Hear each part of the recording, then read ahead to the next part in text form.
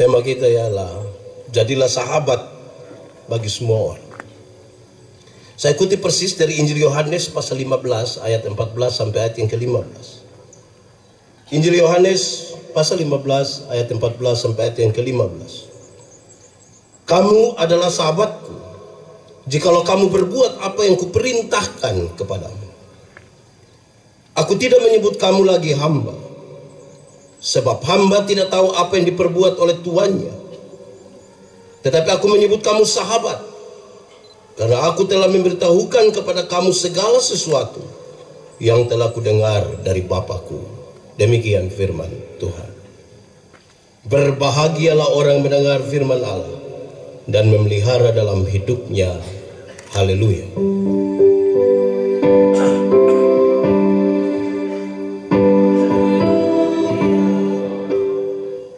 Dalam semangat tema persahabatan ini saya ingin mulai dengan mengatakan begini.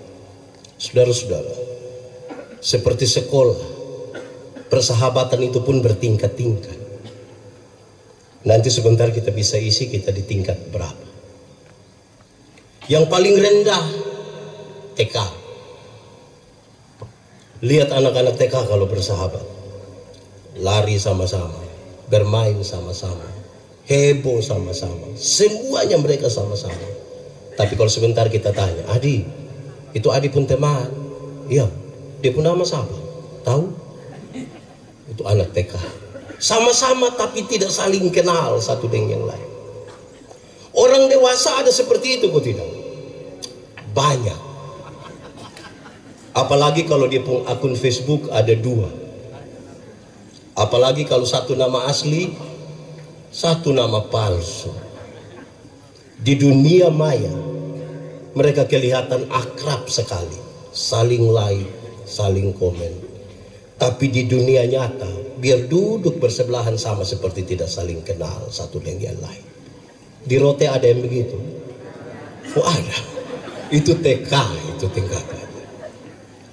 SD, coba lihat anak-anak SD kalau bersahabat, nama sudah kenal. Kalau di kampung ke sekolah sama-sama, pulang juga sama-sama, ke kantin sama-sama, semuanya mereka sama-sama. Tapi jangan coba-coba buat salah dia. Berani buat salah dia pakai bahasa Kupang, dia akan bilang kespulan beta punggula-gula.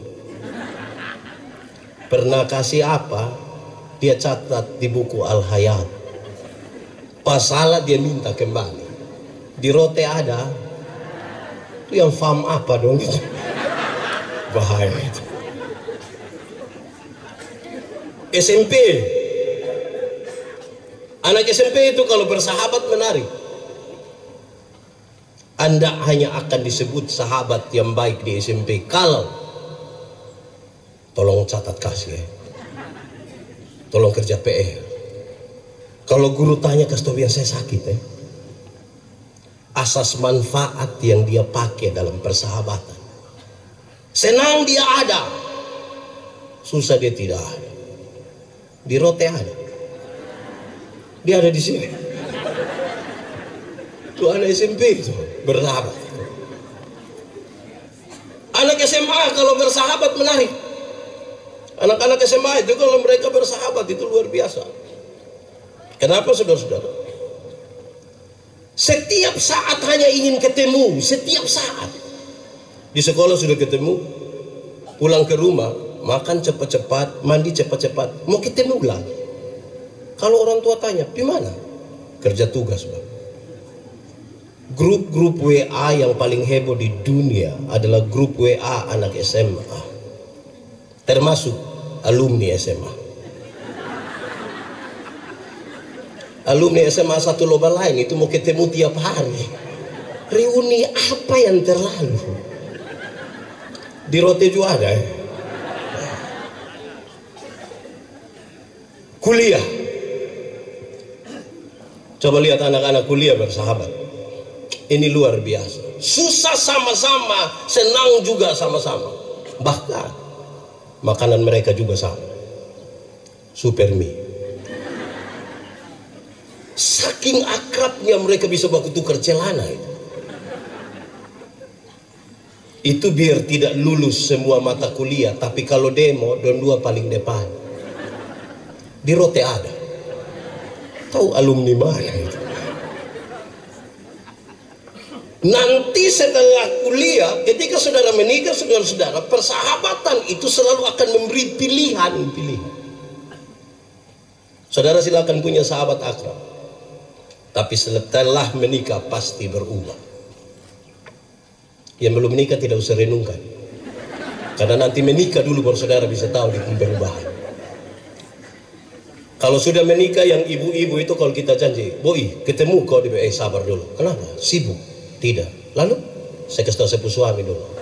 Kasih tahu saja ini teman lama. Sepupu suami tidak bisa. Tidak bisa bagaimana? Sepupu suami itu kita baru ketemu teman barang 20 menit. Tiba-tiba dia SMS, tiba-tiba dia WA. Kalimatnya sepotong saja. Tidur di situ.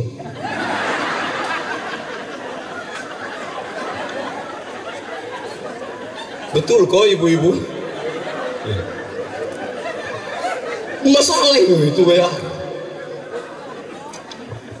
Kami yang bapak-bapak juga sama. Kalau sudah menikah itu, kalau teman-teman janji, Pak ketemu kok, tunggu dulu. Sibuk? Tidak. Lalu saya kasih tahu istri. Takut istri? Tidak. Kami hargai istri lah. Terus saya mau kasih tahu, Mama, saya ketemu teman dulu. Siapa? Kawan. Cepat ya. Kami baru ketemu 20 menit, tiba-tiba HP bunyi. Ibu yang telepon. Mau ambil, salah. Tidak ambil. Tahu juga ya. Tidak ambil lebih salah. Kalau sampai ambil, ibu hanya ucapkan 3 suku kata. Pas kita ambil, ibu langsung bilang, itu cek posisi. Belum kasih tahu tempat, ibu langsung bilang, Deng.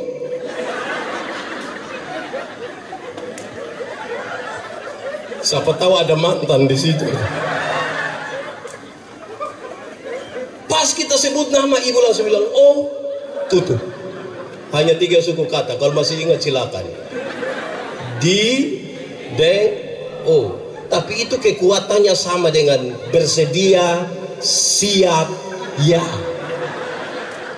Tidak pulang, itu masalah itu. Saudara, yang paling tinggi itu ini. Yang paling tinggi itu, hiduplah sebagai sahabat bagi semua orang. Kenapa? Karena untuk menjadi sahabat dengan semua orang, saudara harus selesai dengan dirimu. Kalau belum selesai dengan dirimu, saudara belum bisa menjadi sahabat bagi semua orang. Kalau masih tukang tersinggung, jangan bersahabat dengan semua orang. Kalau masih suka makan puji, di rote ada. Oh, itu sulit bersahabat dengan semua orang. Kalau masih suka iri hati, sulit. Iri hati iya. Lebih baik saya rugi, asal engkau rugi lebih banyak, daripada saya untung, tapi engkau untung lebih banyak. Terlalu ribet lah. Saya pakai contoh saja. Ada 2 orang yang tukang iri hati, dorang 2 berdoa kepada Tuhan. Karena Tuhan tahu mereka tukang iri hati, Tuhan kirim malaikat bicara dengan mereka. Malaikat bilang, kamu 2 biasa iri hati, jadi Tuhan bilang hanya 1 yang boleh berdoa, yang 1 tidak usah. Tapi yang berdoa ini dia minta apa? Yang tidak berdoa akan dapat 2 kali lipat. Kamu 2 siapa berani? Kami 2 sama-sama tidak berani.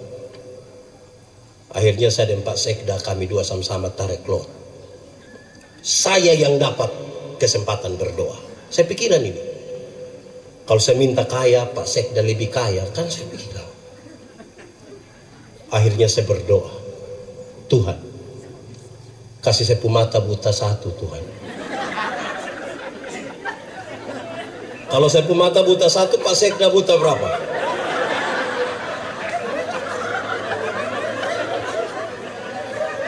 Buta 1 rugi kok tidak? Rugi kok tidak? Tapi lebih senang lihat orang buta 2 toh.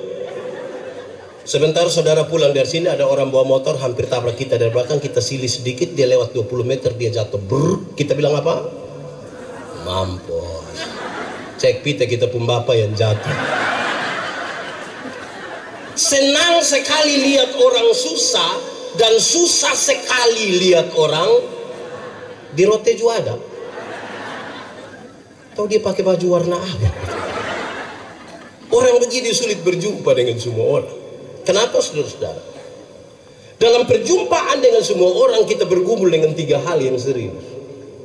Dan itu harusnya selesai dulu dengan diri. 1. Dalam perjumpaan menjadi sahabat bagi semua orang, kita bergumul dengan apa yang disebut dengan nama rahasia. Saudara kalau masih ada sahabat sampai hari ini, akrab, pasti saudara punya rahasia. Istri tidak tahu, suami tidak tahu, tapi sahabat tahu. Saya mau kasih 2 catatan ringan. 1, saudara, kalau sudah terlalu rahasia antara 2 sahabat, itu biasanya negatif. Kalau sudah terlalu rahasia itu negatif. Apalagi kalau duduk sama-sama istri, suami, tiba-tiba ada yang telepon, dia sengaja bangun, pindah sedikit, baru dia bilang, halo. Halo. Di rote ada. Itu Pak ada duduk di situ.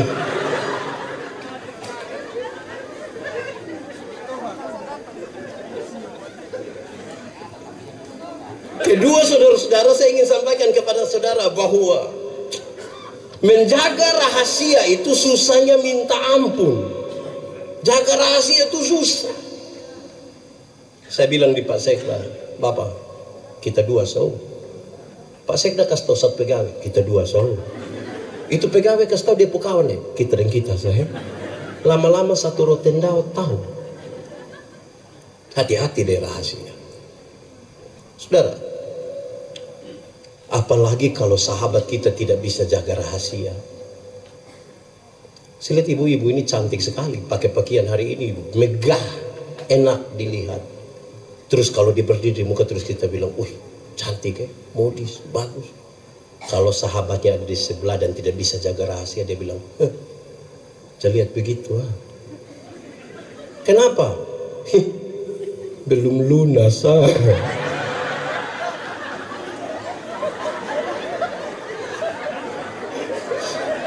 Kau tahu dari mana?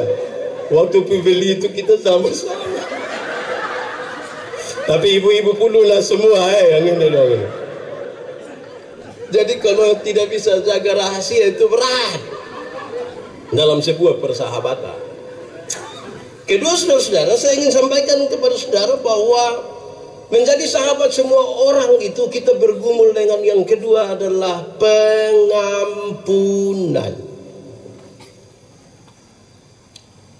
Makin berjumpa dengan banyak orang harus makin meluaskan hati untuk bisa mengampuni.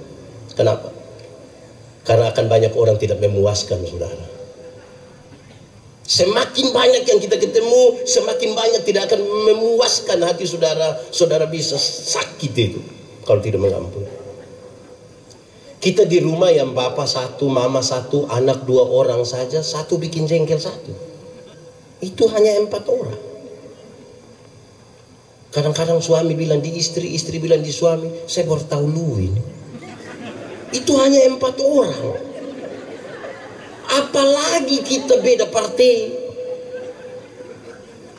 Apalagi kalau kita punya kepentingan politis yang beda. Kalau tidak siap hati untuk mengampuni, saya kira saudara orang yang paling malang di dunia. Saudara, lalu mengampuni itu apa? Mengampuni itu bukan usaha untuk melupakan masalah. Makin sakit hati makin tidak bisa melupakan. Lalu mengampuni Allah, membebaskan diri, menyambut itu orang, menyambut kesalahannya sambil siap hati. Besok dia bikin kesalahan baru. Karena itu di dalam pengampunan tidak boleh ada ini kalimat. Ingat, pertama dan terakhir. Tidak boleh. Berapa kali harus mengampuni? Alkitab bilang 70 kali 7 kali. Bukan soal 490 kali. Angka 7 dalam Alkitab selalu bermakna sempurna. Mengampunilah terus menerus, karena engkau akan berjumpa dengan banyak orang tiap-tiap waktu. Ketiga, dalam pengampunan, dalam persahabatan dengan semua orang, kita bergumul dengan apa yang disebut dengan nama waktu luang. Waktu luang. Kami bapak-bapak ini kalau ketemu teman barang 30 menit, tiba-tiba satu akan ngomong begini. Pakai bahasa Kupang dia akan bilang begini. Duduk begini-begini sako. Kosong-kosong sah. Lihat satu dulu. Lama-lama satu kerat itu. Itu kok kami yang bapak-bapak. Saya mau tanya yang ibu-ibu. Ibu-ibu kalau ketemu sahabat barang setengah jam, omong apa? Omong apa ibu-ibu? Berdoa. Ibu-ibu itu kalau ketemu sahabat barang setengah jam itu ada yang angkat kalimat menarik. Kalau dia mulai dengan kalimat ini, ada dengar kok tidak. Kalau dia mulai dengan ada dengar kok tidak, kita tidak tahu siapa korban berikutnya. Hati-hati dengan waktu luang. Di Kupang itu, lampu merah di Komdak itu hanya 1 menit sampai 1,5 menit. Kita dengan motor sampai pas lampu merah kita berhenti. Lihat di papan reklame ada mobil warna hitam, ada perempuan pakai baju merah. Kita lihat itu perempuan hanya lihat ke kita, bukan lihat ke orang lain. Beberapa detik kemudian kita lihat perempuan itu turun dari papan itu jalan menuju kita. Beberapa detik kemudian kita dengar dia panggil kita pun nama. Beberapa detik kemudian kita rasa dia mulai pegang kita pun tangan. Beberapa detik kemudian orang-orang bilang, wah jalan sudah. Dasar tangan. 1 menit di lampu merah saja pikiran kita bisa kemana-mana. Apalagi kalau belum bisa tidur setengah jam. Hati-hati. Kejahatan itu tidak terjadi serta-merta. Kejahatan itu dibuahi di sini, dibuahi di sini. Tiap-tiap saat. Yang kita belum bisa tidur, kalau lihat-lihat loteng tiba-tiba, saya ada ide. Terus dia online, dia bikin status. Sudah jam 12 lebih 45 menit, tapi mata belum bisa tertutup. Ada yang komen kok tidak? Minta nomor WA aku tidak? Saudara, sebelum kita masuk pada teks ini baru pengantar. Dua alat refleksi buat kita tentang persahabatan. Pertama, waktu. Tentang waktu ada ungkapan tua bilang begini, waktu adalah sahabat terbaikku. Waktu adalah sahabat terbaikku karena dia menyertai perjalananku sampai aku mati. Waktu itu tidak akan pernah meninggalkan kita 1 detik pun. Dia sahabat terbaik. Bahkan setiap kali bicara tentang kehidupan, itu kita bicara tentang waktu. Kedua, ungkapan ini bilang begini, hari akan kembali kepada hari, jarum jam akan berputar kembali pada angka itu. Tetapi yang namanya kesempatan datang berapa kali? Berapa kali? 1 kali. Hari ini kita bisa bertemu begini, besok kita masih bisa bertemu. Tapi perjumpaan hari ini sungguh-sungguh akan berbeda dengan besok. Maksimalkanlah perjumpaan hari ini. Maksimalkanlah kesempatan hari ini. Kalau saudara jadi ASN hari ini, saya ragu besok saudara masih ada atau tidak. Alat refleksi yang kedua adalah cermin. Coba saudara lihat cermin. Pernah pakai cermin? Ungkapan tua tentang cermin bilang begini, cermin adalah sahabat terbaikku. Kenapa? Karena cermin itu tidak akan tertawa ketika aku menangis. Kalau saya menangis, di cermin pun menangis. Kalau saya tertawa, di cermin pun dia sahabat terbaik. Realistis sekali, jujur sekali. Siapa yang datang di cermin pas dia menangis, di cermin bilang, kan cermin. Yang kedua, ungkapan tua bilang begini, cermin itu dapat memantulkan bayangan diri, tapi isi hati tidak diketahui oleh cermin. Cermin memantulkan bayangan diri, tapi isi hati tidak diketahui oleh cermin. Kritiknya ialah, berapa kali kita berjumpa dalam kepalsuan, berapa kali kita tipu. Sebenarnya kita tidak suka dia, tapi ketemu dia sengaja. Karena itu saya ingin katakan, tidak semua senyum tulus. Tidak semua senyum tulus. Ada yang palsu. Kita datang, kita bilang slow.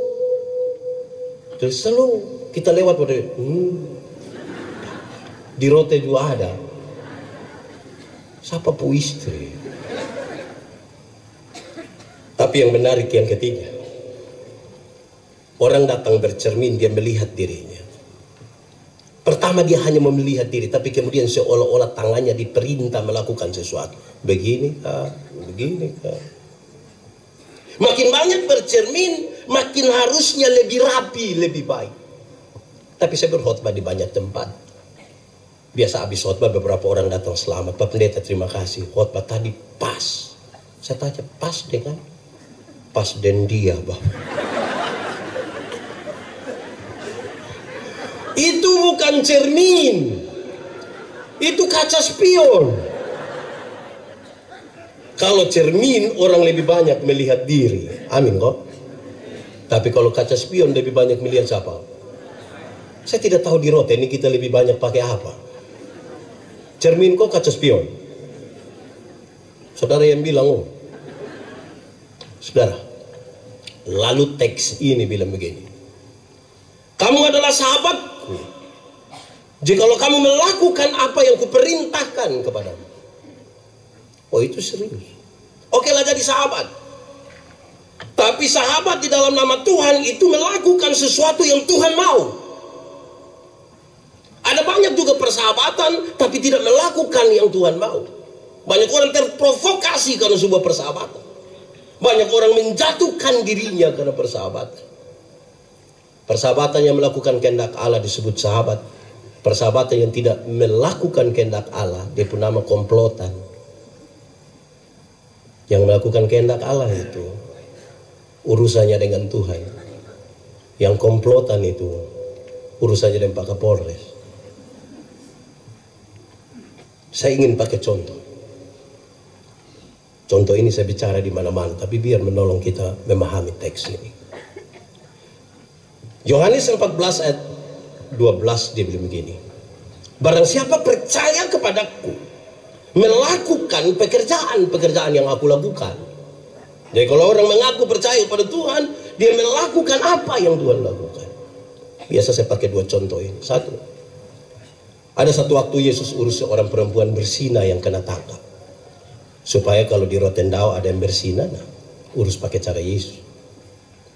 Ketika perempuan ini ditangkap, mereka bawa kepada Yesus. Menurut hukum setempat, dia harus dilempar dengan batu sampai mati. Yesus bilang begini, siapa rasa diri tidak berdosa, nah silakan angkat batu lempar duluan. Ada yang lempar? Dom pulang semua. Yesus tanya, dorang di mana? Su pulang, Pak. Yesus bilang, hah, engkau pergilah dan jangan berbuat dosa lagi. Kalimat itu menunjukkan Yesus tidak kompromi dengan dosa. Dosa tetap dosa. Tetapi kepada perempuan pendosa ini Yesus beri kesempatan baru. Bahwa masa lalu tidak bisa dirubah. Oke. Tapi masa depan masih bisa dirancang. Tidak mungkin kita pulang ke masa lalu. Tapi masa depan sekarang kita mau rancang. Sekarang saya mau tanya duluan yang suami-suami. Bapak-bapak, suami-suami yang mengaku percaya Yesus, saya mau tanya. Satu saat tahu kalau mama selingkuh, istri selingkuh, bisa urus pakai cara Yesus. Cari mama, kau bilang, boi, pergilah dan jangan berbuat dosa lagi. Bisa? Wih, saya yakin berat itu. Separuh akan bilang, mama pergilah dan jangan pulang lagi.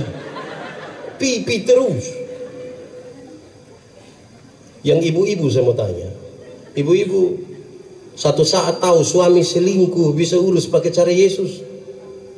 Bisa. Cari suami, kau bilang, papa pergilah dan jangan berbuat dosa lagi. Pasti bab tua bilang, puji Tuhan.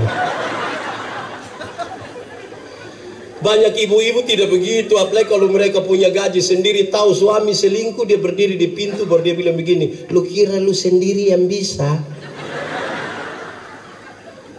Jangan lihat umur 40 tahun begini bapak, tapi berapa yang kecewa. Ini kalau cara begini tidak bisa. Di Rote juga ada. Fam apa? Kedua, saudara-saudara, tahun 2009 saya ketua Panwaslu. Saya begini ketua Panwaslu. Saya juga heran sebetulnya. Datang 1-2 caleg, mereka bilang ke saya, Pak Pendeta, yo, kira-kira saya bisa jadi anggota dewan, kok tidak? Saya bilang, ya macam bapak begini tidak bisa. Kok Pendeta yakin sekali? Oh, saya yakin. Kenapa? Bapak ini, apa ini? Minta tolong jadi penatua diaken di gereja yang hanya urus 20 kakak, saya bapak tidak mau. Tapi bapak mau urus kami semua, saya yakin tidak jahat. Habis pemilu ternyata dia tidak terpilih. Dia datang cari saya, Pak Pendeta, yo, ternyata bapak mulut panas betul. Saya bilang, ini bukan soal mulut panas, Anda yang tidak terbiasa setia pada perkara-perkara yang kecil. Satu saat Yesus urus orang bertengkar, baku rampas jabatan. Yakobus bilang dia, Petrus bilang dia, Andreas bilang dia. Yesus tidak marah, jabatan itu kebutuhan. Prosesnya menjadi penting. Yesus ambil satu anak kecil, taruh di antara mereka. Terus Yesus bilang begini, barang siapa mau menjadi yang terbesar di antara kamu, hendaklah dia menjadi yang selesai. Tidak pakai pendekatan dengan sekda.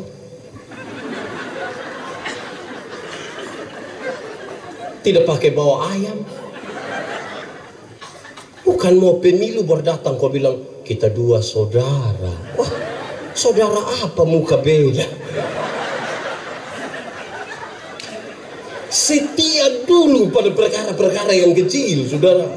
Lakukanlah, tanggung jawab. Tadi saya kira ikrar itu bagus sekali. Kecil, sederhana, tapi punya nilai. Saya mau tanya saudara, boleh jawab. Kalau dapat uang 1 miliar ini hari, kira-kira buat apa? Dapat uang 1 miliar, kira-kira buat apa? Kasih orang susah kok tidak? Saya rasa saudara berat sekali. Saya kalau dapat uang 1 miliar ini hari, semuanya saya kasih orang susah. Semuanya saya kasih. Nanti pendeta dapat apa? Nanti baru menghayal lah ya. Saudara ini baru menghayal, saya susah kikir. Baru menghayal ini. Uang belum ada ini. Baru menghayal, saudara susah kikir begini. Saya yakin saudara nanti susah ini. Tidak susah jadi orang kaya nih. Belajar setia dulu pada hal-hal kecil. Saudara kalau tidak menyelesaikan hal-hal kecil dalam hidupmu, perjumpaan dengan orang lain itu saudara sebuah kemustahilan.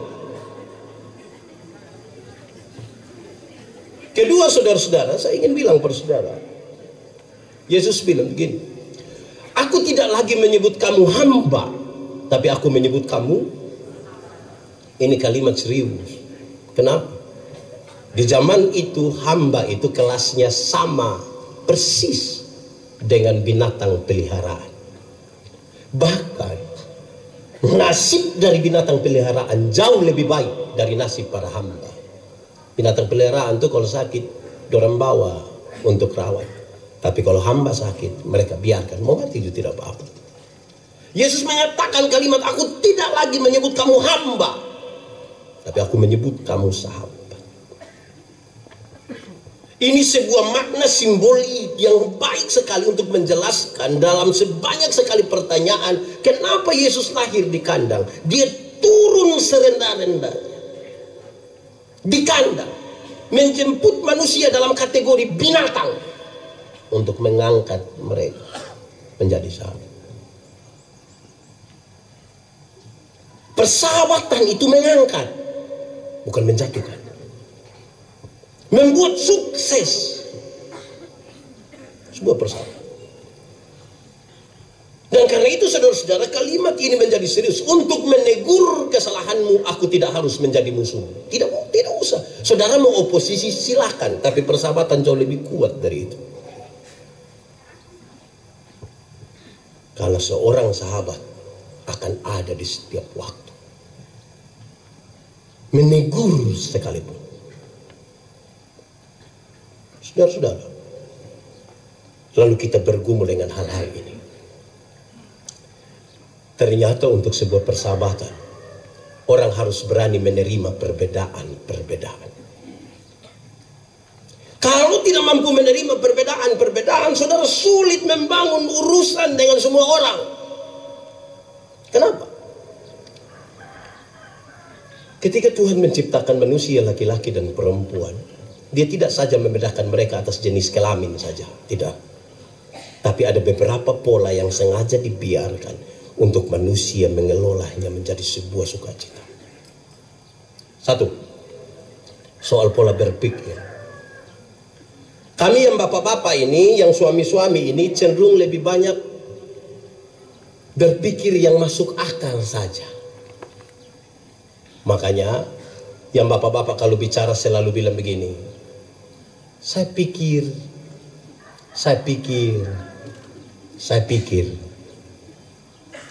Tapi yang ibu-ibu, yang perempuan lebih banyak pakai apa?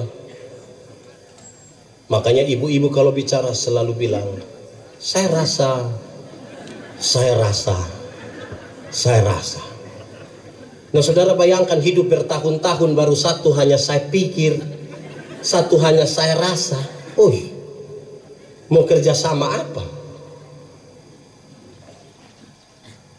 Hidup yang maju itu, saudara-saudara, hari ini kalau kita mensyukuri 1 tahun kepemimpinan Bupati, Wakil Bupati, dengan semua ornamen di kabupaten ini, harus salah satu bagian refleksi kita adalah apakah kita mampu untuk mengelola apa yang dipikirkan dan apa yang dirasa atau tidak, menjembataninya dengan baik.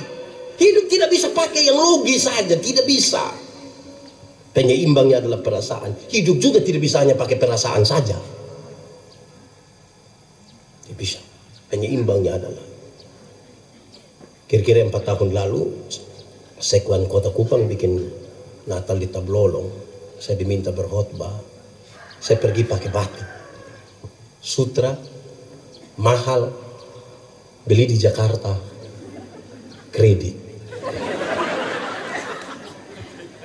Sampai sana Tablolong begitu luas dan manusia begitu banyak, hanya saya sendiri yang pakai batik. Beberapa ibu yang kenal saya dan Pak Pendeta, berasa. Saya bilang, berasa apa? Di pantai juga Bapak pakai batik. Terus saya bilang, saya pikir hidup memang tidak bisa pakai yang dipikir saja.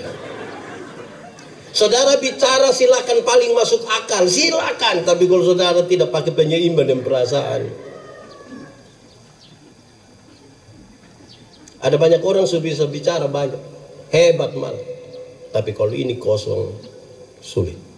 Karena ruang itu bukan ruang materinya, ruang rasa. Saudara bayangkan kalau ruang ini kosong, saudara ketemu satu orang dan jengkel itu,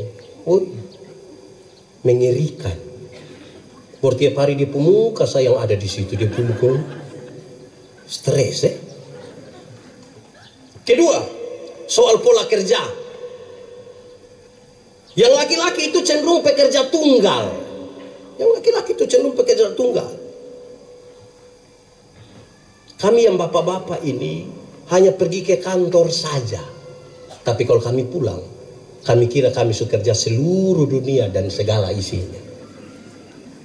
Kalau bapak-bapak itu sempat koko adimea barang 1 jam, dia rasa kepun berjasa. Istri pulang dia bilang, mama tolong gendong ade dulu. Papa pilih mana? Saya pilih teman dong. Kok kasih kita sendiri? Kok tadi saya suka koko ade tuh 1 jam. Karena polanya tunggal. Beda dengan ibu-ibu. Ibu-ibu itu bangun pagi itu bisa langsung masak, bisa langsung setrika, siap anak-anak sekolah, siap bapak-bapak pergi ke kantor, siap makan, siap minum sambil foto, bikin status, semua. Saya kadang-kadang pusing dong, pun tangan berapa ini.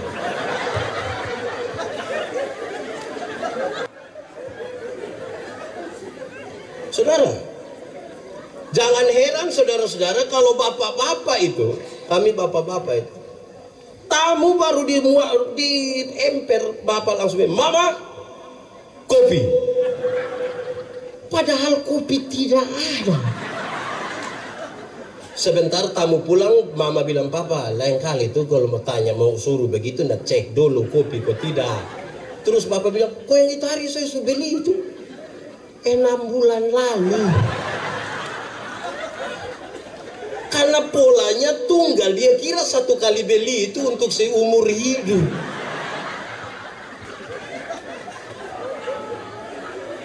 Pola ini untuk dikelola. Jadi Tuhan kasih beda-beda tuh baik. Jangan tak ceke dengan itu perbedaan.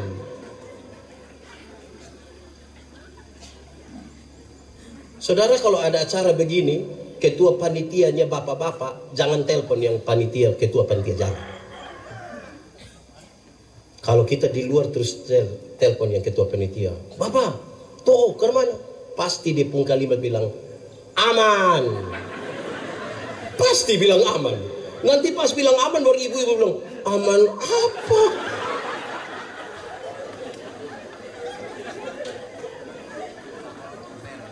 Ibu-ibu tuh lebih detail.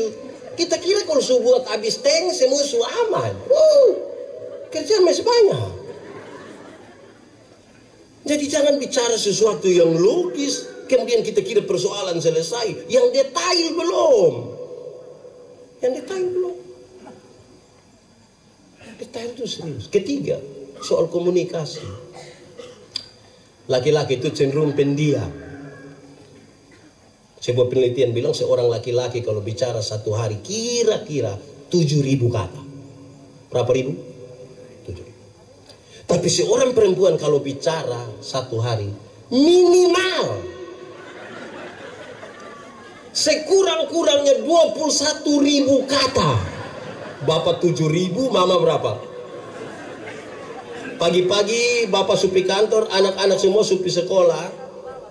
Terus mama mau 21.000 dan siapa? Ini aneh. Makasih. Bapak biasa pulang kantor jam berapa? Jam 2. Mama rencana mau kasih keluar yang 3.000. Mama sambut di pintu. Mama bilang, "Pak." Terus bapak bilang, "Hah? Di kantor tadi baik." Terus papa bilang, "Lu kepala kantor." Kalau pola komunikasi kita macam begini, saudara-saudara, jangan heran kalau satu saat ketika kita pulang itu mama ada di tetangga dong sambil tede-tede kutu itu kasih habis yang 21.000. Menara Babel itu tidak selesai dibangun bukan karena kurang uang, bukan karena kurang materi, bukan karena kurang tenaga kerja, hanya karena terputusnya komunikasi di antara mereka. Kalau saudara tidak mampu membangun komunikasi yang baik, saudara bukan sahabat yang baik, saudara lawan. Saudara hanya sekedar mencari-cari kesalahan. Tempat terbaik adalah apa? Pesta, meja makan, acara seperti ini. Duduklah bersama-sama. Rumah tangga tuh kalau duduk bersama-sama tuh menari. Di meja makan bapak tanya mama, "Mama, yo, kenapa ini sayur garam semua?" Terus mama bilang, "Aduh pak, minta maaf, saya terlalu ingat papa tadi. Jadi saya kira papa garam nih yang saya angkat taruh-taruh." Yang penting komunikasi itu, jangan. Di meja makan itulah kesempatan tanya yang anak-anak, tanya yang laki-laki. Laki-laki, di sekolah tadi dapat berapa?" "Saya dapat 9 bapak." "Lu sama kayak lu pembakar." Tanya yang nona, "Nona, di sekolah dapat berapa tadi?" "Aduh bapak, matematika susah kok, saya dapat 3 bapak."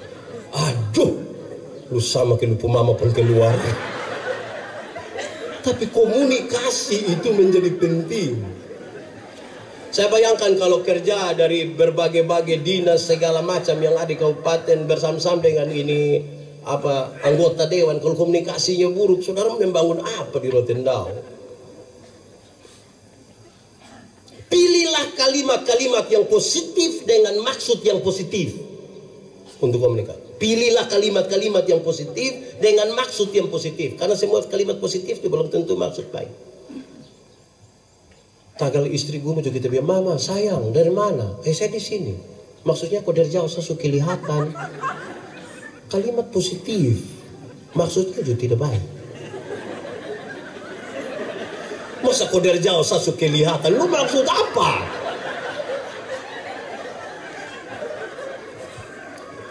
Keempat, saudara-saudara, soal pola ingatan. Pola ingatan. Laki-laki itu cenderung cepat lupa. Laki-laki cenderung cepat lupa. Baru kunci mobil begini, tak, jalan 30 langkah terus bilang, tahu saya kunci kok belum. Dia kembali kunci ulang. Karena polanya cepat lupa. Makanya ibu-ibu kami minta maaf. Kami bapak-bapak ini kalau di luar rumah kami lupa kalau kami ada istri.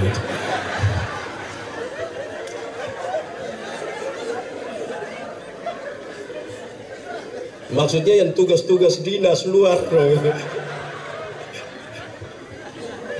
Kadang-kadang maksudnya kami cerita dengan kawan dong sampai lupa kalau mama ada tunggu di rumah. Jangan terlalu negatif juga lah. Itu beda dengan ibu-ibu. Ibu-ibu itu ingatannya tajam sekali, setajam silet. Ibu-ibu itu kalau ada suami bilang begini, orang ke saya tidak pernah marah saya pu istri, pasti yang protes dia pu istri. Tidak pernah apa? Terus kita bilang, mama memang tidak pernah. Mama itu bilang, pernah.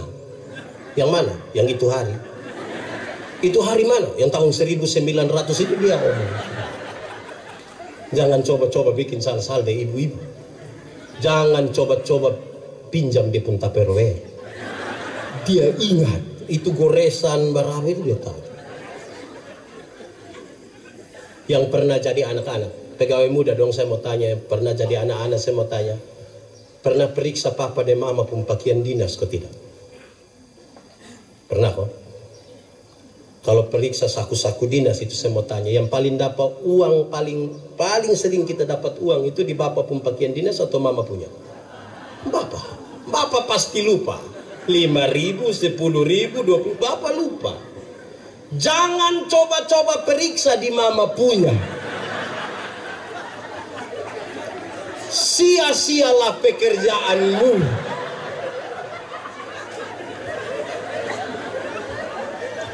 Dalam hal ini mama-mama pakai ayat Alkitab. Di mana hartamu berada, di situ juga hati. Saudara, lalu bagaimana sekarang kita mengelola perbedaan yang sengaja dibiarkan? Saya suka bilang di mana-mana, saudara. Kelolalah perbedaan itu seperti makan kolak. Tahu kolak? Pernah makan kolak? Nah, kolak terdiri dari apa? Dari apa? Ubi, pisang, santan, gula. Sujadi di nama kolak. Waktu sujadi kolak kita makan pisang masih rasa pisang kok tidak? Masih. Tapi ada cita rasa baru yang ditambahkan sebagai bagian dari sebuah kebersamaan. Tidak ada upaya untuk saling menghilangkan satu dengan yang lain, tapi bisa berkumpul bersama-sama di satu tempat yang diberi panci. Bukan saya mau makan kolak, nah saya makan ubi di sana. Habis pindah pi makan pisang di sana. Pindah lagi pi minum santan di sana. Baru terakhir datang duduk di atas kompor di sini.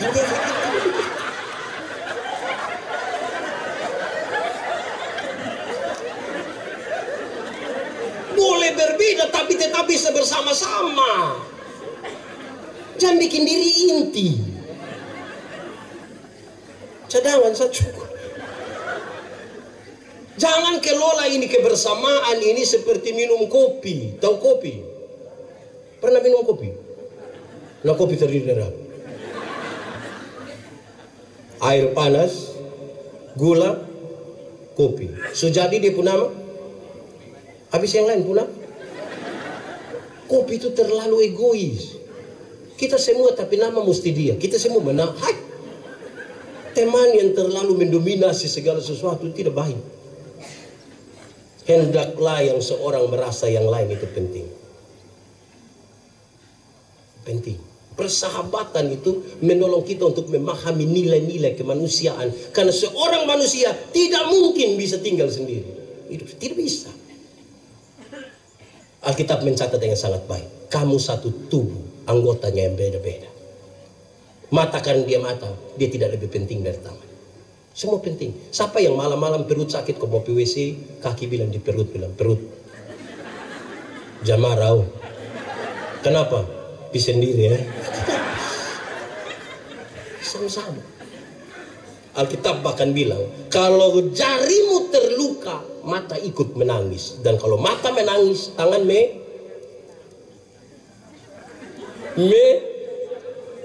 melap. Sudahlah, yang penting saudara mengertilah. Supaya semua orang menjadi penting. Jangan abaikan orang lain. Jangan abaikan orang lain. Karena saudara tahu, semua yang menjadi rutinitas akan berakhir. Tapi persahabatan tidak akan pernah berakhir kalau kita kelola dengan baik. Saya akhiri khotbah ini dengan satu kisah kecil. Seorang pendeta mau pergi pelayanan pakai motor, jalan-jalan di pemban motor pecah. Pecah ya, bukan kentut itu, pecah. Ada orang tambal ban di situ, dia puji Tuhan. Ditolong tambal ban, tolong. Cepat ya, orang tunggu saya mau pelayan. Ini anak juga kerja cepat. Kurang dari 10 menit selesai. Bapak sudah. Oke baik, terima kasih adik. Saya jalan, dia orang tunggu saya. Baru jalan 10 meter, ban pecah lagi. Pendeta ini marah. Kerja macam apa? Kerja macam begini ini yang saya pemban pijat terus, bagaimana pelayan? Lu kirim pelayanan baik, gampang. Ini anak yang tambal ban jawab, dia bilang begini, Bapak pekerja, saya yang penting. Yang saya pun ini tidak penting. Saya pun tidak penting, ini Bapak pemban pecah terus. Karena itu duduk diam-diam di situ kok saya kerja. Saya berharap saudara menangkap sesuatu dari pesan ini.